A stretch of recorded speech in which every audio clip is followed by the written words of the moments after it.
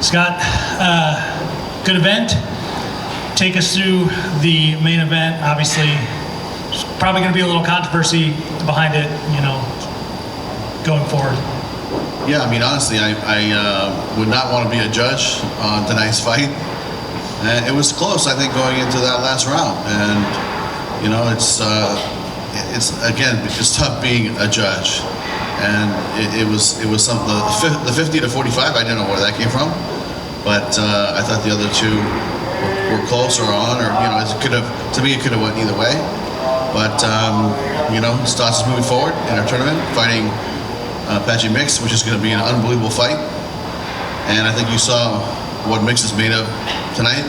The guy is dangerous. He's long, he's lanky, great submission game. He's going to be a handful for anybody. So we're going to have a great finals. I think a lot of people felt like Danny Sabatello showed that he could be a handful for a lot of people too, even though he didn't get the win. So, moving forward, obviously he's not part of the tournament now, but what kind of plans do you have for him? What kind of future do you see for him in the division after this all gets sorted out next year? Yeah, I mean, I think that let the finals happen, and then we're gonna start that division again, and we're gonna try to get the finals done as soon as we can in the first quarter, if it's possible. If not, maybe sometime in April, May. But we'd like to do it as soon as possible, and then the winner will have to fight Sergio first. But we'll have all the other guys fighting, underneath that, and Sabatello will definitely be in the mix. I mean, listen, the guy is good. He's really, really talented. I was impressed with his wrestling ability, and I think he controlled the ground, and he did what he had to do on the ground. I just think that what the judges saw was the striking. Maybe it swayed them a little bit to Stott's side, but again, it was a great fight. It was close, and it was Stott's night. I know you said first quarter for doing the finals. Just looking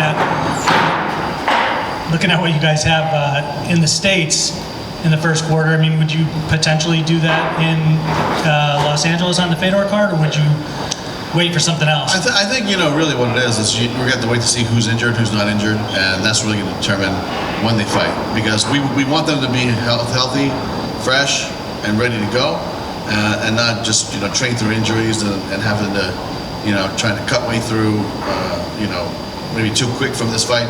But again, we're going to talk to all the management on Monday, see how he's feeling, and then we'll decide when we throw that fight, because our goal is to get that fight done in the first quarter if we can. Talk us through co-main event with Liz defending her title. Obviously, the first fight, she got a win that was dominant at the end, but she wasn't dominant leading up to that. And Juliana, had some things to say about that fight being stopped to begin with. She was an even bigger favorite this time around in the rematch, even though Liz won the first fight. But Liz looked phenomenal the way she got it done tonight. Yeah, Juliana is, a great fighter, and she, went out there and tried her best. And even in Hawaii, people were like, the only question was, when she got stopped in Hawaii, there was like 12 seconds left. So the question was, if that 12 seconds would have continued, because she was stuck and she was taking damage.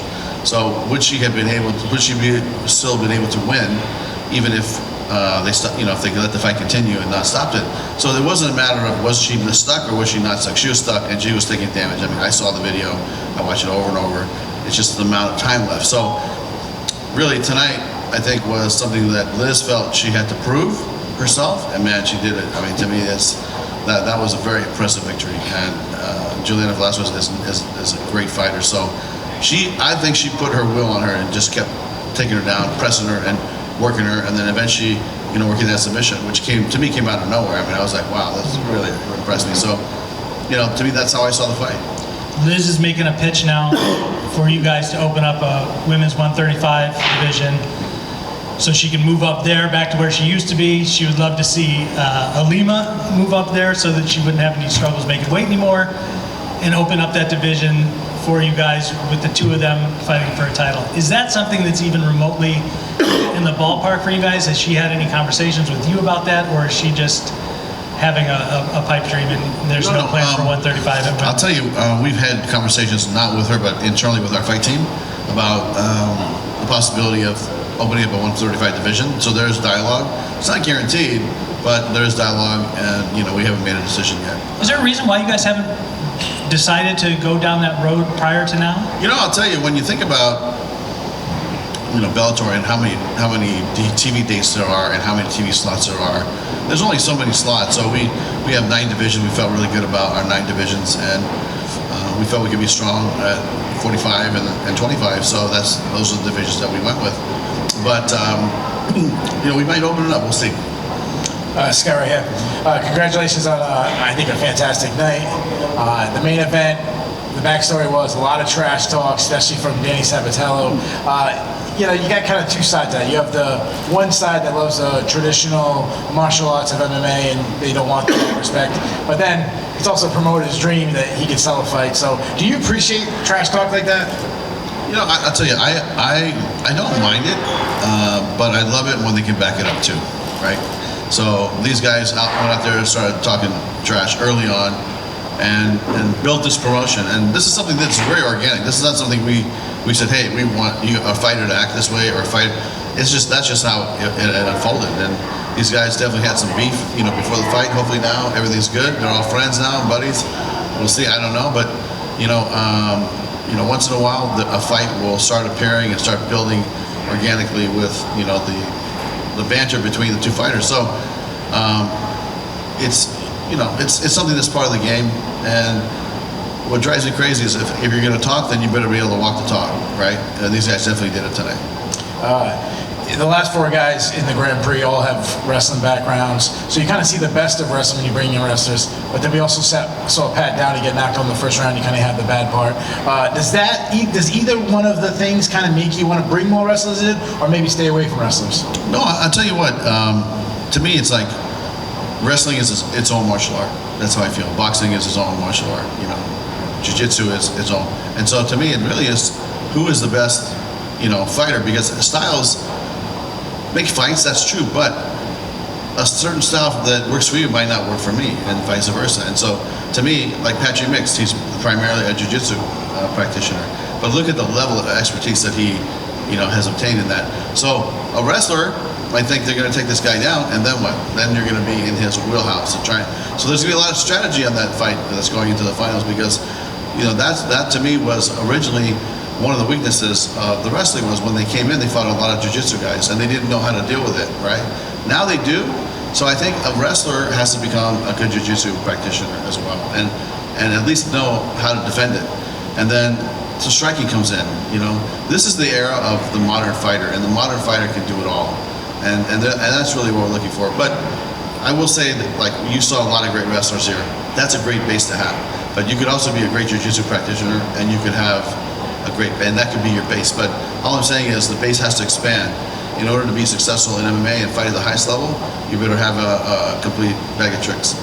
I want to ask your thoughts. One of the biggest stories right now in the world of MMA, probably one of the biggest stories of the year, is what's going on with James Krause in Glory MMA and all this, and possible, you know, commissions are changing how you can gamble on fights.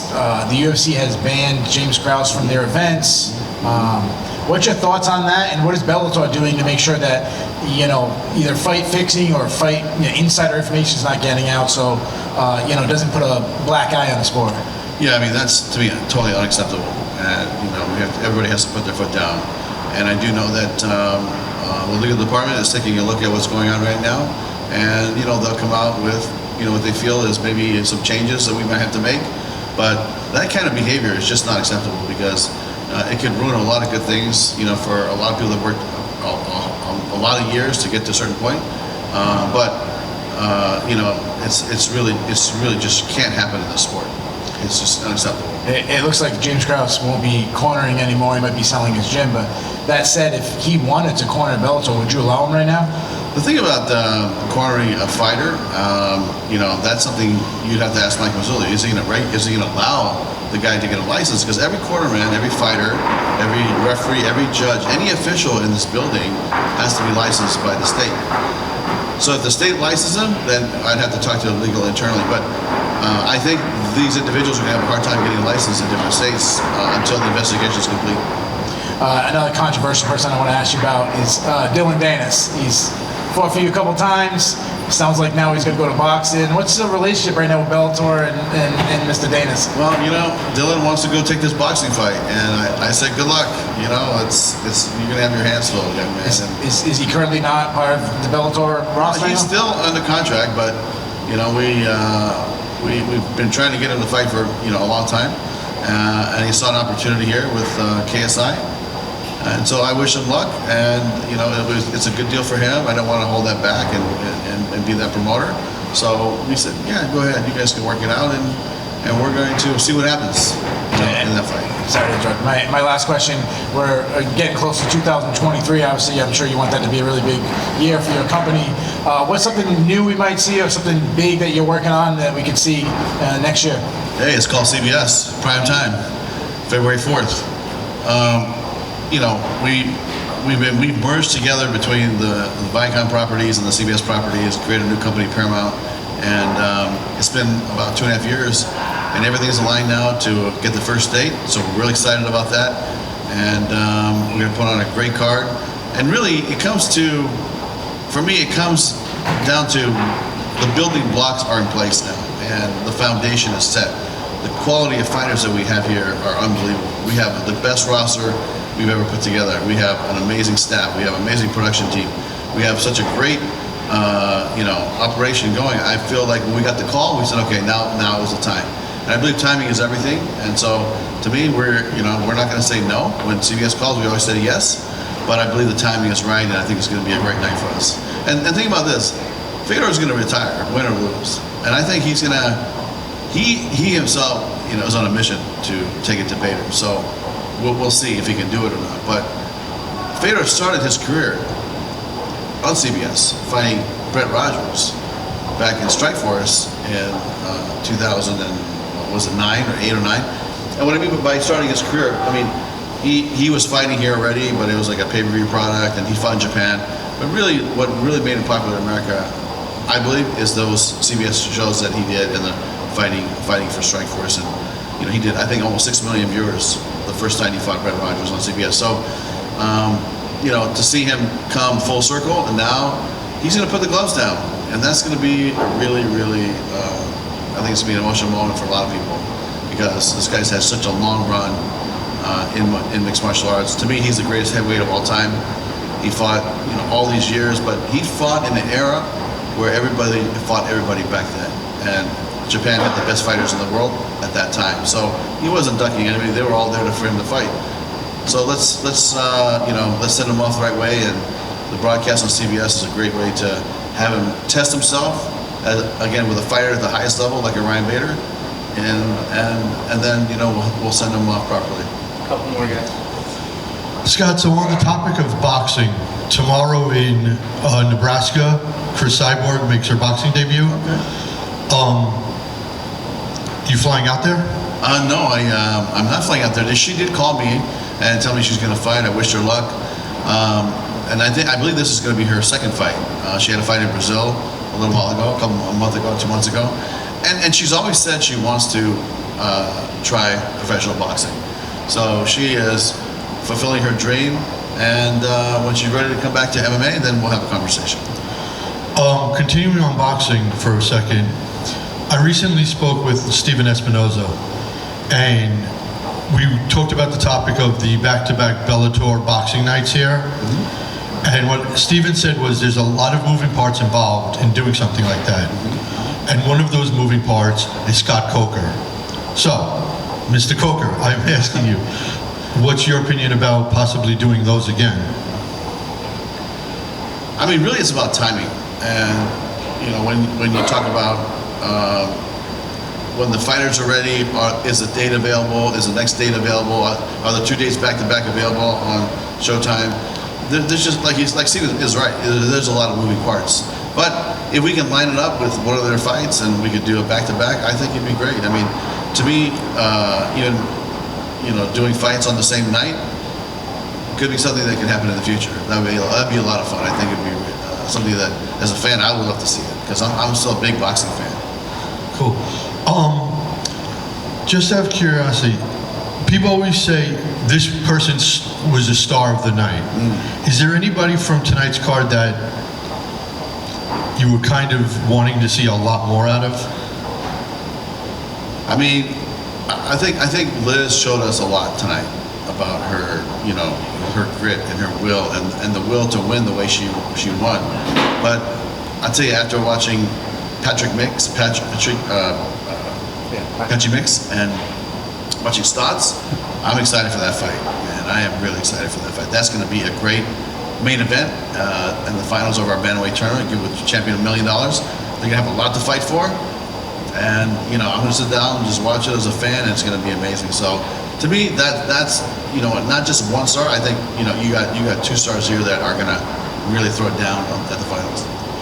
Now, you talked about signing free, you know, dealing with free agents. Have you spoken to any in particular that you'd want to mention? We talk to everybody all the time regarding free agency. Christmas gift. Including Nate? I can't. I don't want to be specific.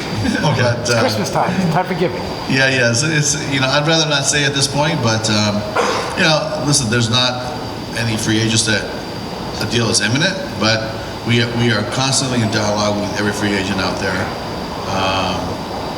you know, that's available to talk to. What's up, Scott? Congratulations, last person, on yet another great event. I don't know if you spoke to this yet. I know it just happened, just resolved, but have you given any thought to maybe a month or a city where this Stotts Sabatello or Stotts Mix final will take place? I'll tell you, really it's going to depend on when they're healthy to fight. And on Monday we'll circle back with them because I'm sure, you know, they might be banged up. And that's going to determine what month it goes, and then that'll determine where the fight card is, because you know we have several dates booked out already, and so February is already here. March is, you know, going to be right around the corner. We have some announcements coming up for the rest of the, you know, not the rest of the year, but you know, definitely the first quarter coming up. So if they're ready to fight, I'd like to fight them as soon as possible. This is something that I don't want to rush it, because if they're injured, we should let them rest. But if they're ready to go, we're going to be ready to go. So as soon as we can put that fight in the cage, we're going to do it. And of course, you guys have that Ryzen event at the end of the month. Mm-hmm. But then up next, Bellator 290, February 4th. The top 3 fights are on CBS, top 3? Yeah, there's going to be 3 fights on CBS. So the one is Bader Fedor, the second one is Nemkov Romero, the third one hasn't been announced yet? That's correct. Mm-hmm. And then I just wanted to ask you about the last question, an intriguing bout that was announced for that card, Brennan Ward versus Sabah Homasi. What prompted you guys to throw Brennan in there and give him a ranked opponent in Homasi? I mean, this is something that was part of the plan when we brought Brennan back, and we said, you know, we'll give you a couple of tune-up fights, and then you got to start fighting the tough guys. And this is that time. So he will be on the card, but the third slot hasn't been picked yet. Thank you. Thanks, guys. Last one. Sorry. We've seen Australians do it really well in MMA at the moment. Every major promotion either has a champion or has had one recently. Have you put any thought at all into potentially going down under for a fight card? Yeah, absolutely. I mean, we're in dialogue with a couple companies right now to go there, and whether it's 23 or maybe 24. But you know, we have a great TV deal with our one of our home networks there, and it's Channel 10, I believe, in Australia. It's owned by Paramount, so it's a great you know part of the family. But you know, my understanding is the brand's growing and it's getting more popular, and eventually we'll go, and when we go, you know, we will be looking for a couple fighters and, you know, and sign a couple other people. I love going to different countries and going to different cities and different territories, because you'll always find somebody you're like, oh, this guy or this girl could be really, really good for us. So, and I'll tell you, my history with Australia was, I went there in 97, 98 in kickboxing with some fighters, and they are some tough fighters over there, man. They're really, really tough. And so, yeah, when we go there, we'd like to go there, yes. We go there to do a big fight, yes, and we'll go there to scout for some talent at some point.